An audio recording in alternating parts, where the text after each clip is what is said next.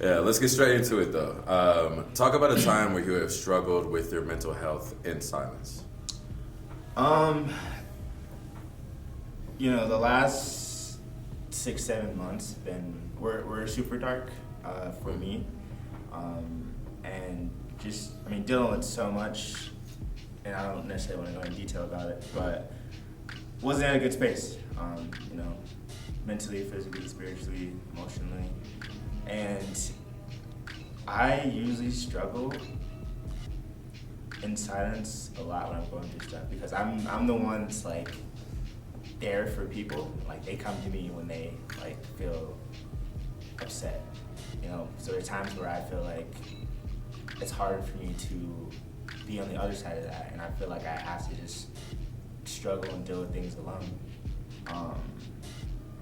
Because I was like, well, I'm the only one that can like handle this problem, so like I just have to deal with it by myself, and it's hard a lot of times. And you kind of feel like metaphorically claustrophobic and kind of trapped in your own mind.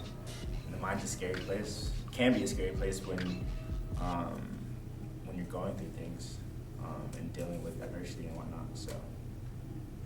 Yeah, for sure. Would you say that it's common for you to try and figure things out in silence, alone, by yourself?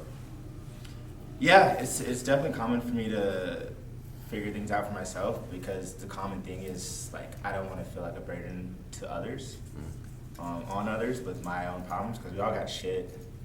Like everybody has shit that they have to deal with, and so like, why are my problems bigger or more important than yours? Like who's to say that?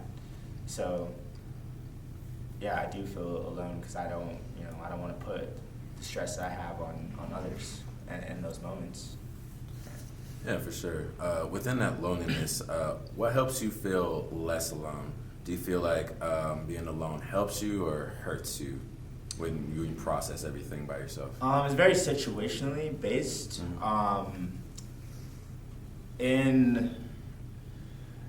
Naturally, I like being around people. So like, when I'm going through things, like my medicine is to be around like family and friends and to be able to go out and hang out and talk and like kind of just get my mind off of whatever I'm going through in that moment.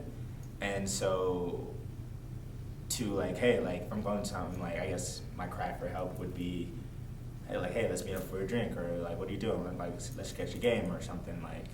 So like physically being around people like helps me feel less alone, and it's like very therapeutic for me personally. But there are other times when it's necessary, like in the beginning of a moment where I'm like dealing with stuff, I do like to be alone, just like kind of collect and gather my thoughts and kind of just live in it before I figure out what the next move is. So it just kind of depends, but usually starting out, I prefer to be alone, and then after that, like I want to be around people. Yeah, like slowly come out of your shell, basically. Yeah. Yeah. Anxiety and depression are two of the most common battles people have with mental health. Do you experience either one of these or any other type of mental health issues on a daily basis? And how does this affect you in your day-to-day life? Between the two, obviously I've experienced both, but anxiety, I deal with anxiety kind of on a daily basis. And it's nothing like extreme, like I'm having panic attacks or anything, but it's just, being an adult and being a human is hard. It's a lot of work, and just day to day, like waking up, and then if you got to go to work, and then worry about like how paying bills, and like this comes up, and then you gotta like you got this event, you got this party, you gotta travel, like whatever it is, like just daily things like can make me anxious, and I'm just like how am I gonna get through this and whatnot. And so what helps me deal with my anxiety personally is definitely through my faith, and just like praying to God. I listen to a lot of podcasts. That definitely helps, stimulate my mind and keep me kind of like focused without it going, off kilter. And then just talking to people that I care about, like that's how it's just, and just hearing what other people are going through, and not even in a bad way, just like, hey, like what do you got going on today? Like hearing good news, like things of that nature. So, try not to just take life so seriously sometimes. 'Cause, I mean, we're already like so hard on ourselves, so like why put more stress and more pressure on ourselves when the world makes it harder for us anyways, you know? Yeah. So. Yeah, for sure. I love that answer, bro. Earlier you said you like to be alone, then reach out to people and kind of just be around them and more or less make you feel better, right? Right. With that being said, you wouldn't say that it's difficult to reach out to people when it comes to your mental health issues or the things that you go through? It's super hard for me to reach out to others when I'm going through stuff. Because like I'm not, like I said, I'm the friend that people come to when they're upset or they're going through things, you know? And so it's hard being on the opposite end of that, because then I feel like I always have to be strong for others, but then it's like the question, like, all right, who's gonna be strong for me? And like, I mean, having that conversation is hard. Like, hey, like especially as a man in this world, where you know we weren't taught growing up to express our emotions and to feel things, and like how do we cope and how do we deal with our feelings and emotions? And so, I guess learning about my own personal emotions and being comfortable with them has been good, but it also makes it hard to reach out because sometimes I don't know what I'm feeling, or if it's okay to feel these things, or if it's like, or if it's dumb or stupid, like, oh, like, why am I sad over this, or why am I mad over this, you know? So like trying to like learn my own feelings is hard enough, but then like trying to reach out on top of that is just even harder. And like the thing of being a burden comes back up, because like we all have shit, and so like I don't want to bother anybody with my own shit. Right, for sure. Yeah, so with all that being said, thinking more of a general aspect, what kind of effect do you think people reaching out to their friends, family, and loved ones has on people's mental health and emotional state of being? I mean, it's only positive. Like, we as humans, we want to feel loved, we want to feel accepted, we want to feel thought about. We want all those things to happen, and so people reaching out to one another is powerful and can make somebody's day, and sometimes even save a life. And that's like wild to think about, like how a simple call or text can like do that for somebody. Like somebody's like, you know, you literally or metaphorically on the ledge, and you know, and then to see somebody cares about you is powerful, and it's just something that we can effortlessly do for free. It takes 2 seconds, you know.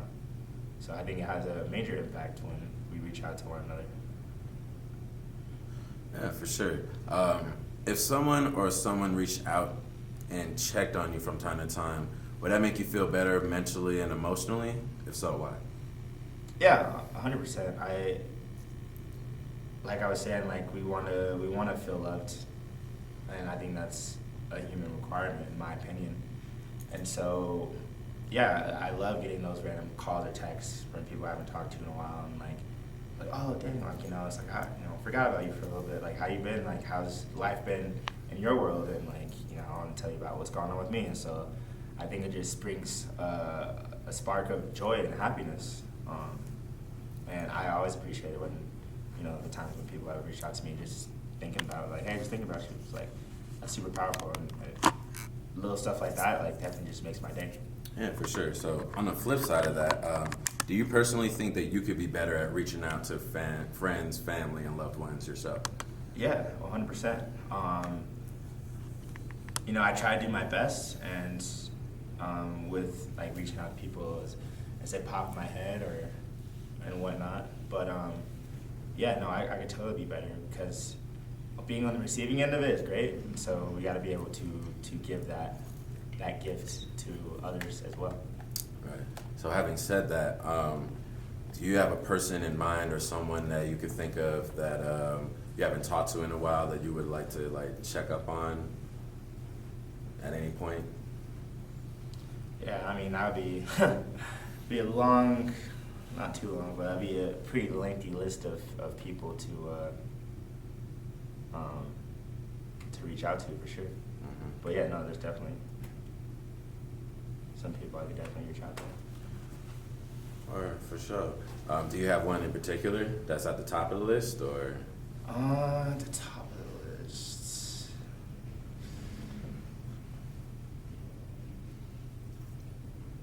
Yeah, I do. Who would that be? Probably my cousin, Jaleesa. She dealt with some health issues not too long ago, and it's pretty severe. But she's good now. But that put a spark in my head. I was like, I definitely need to like talk to her more, because you just never know. Yeah, for sure. Would you be willing to call or text her right now? Yeah. Check in on her? Yeah. All right, for sure. I'll do that. All right. Let's see here.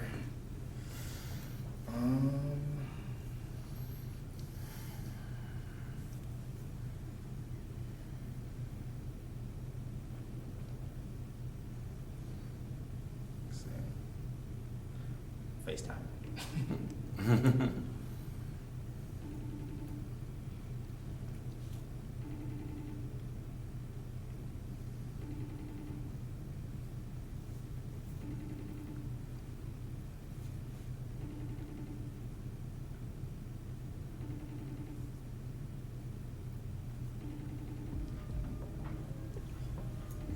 That's what, 3 in the lounge.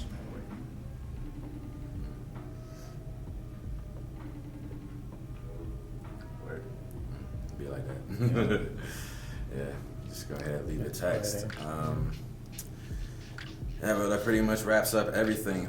Before we get up out of here, do you have any words of encouragement for people that are going through anxiety, depression, other mental health issues, and so forth? Yeah, life and the world is a beautiful place because of the people in it, and we all need each other, and we should be inspired by each other and motivated by one another, and we should be more together than apart. And I know life happens and things come up and we get busy and we're so in our own little bubble. But sometimes, take a break from your own bubble and see what's going on with somebody else. Like, it's important, and it doesn't take much just to reach out and tell somebody that you love them, that you're thinking about them, that you care about them, to see like how their day is really, what's going on in their life. Because without each other, like, what's the point of being alive? So, check in on your people. Love that. Thank you for your time. That's a wrap on James Rucker.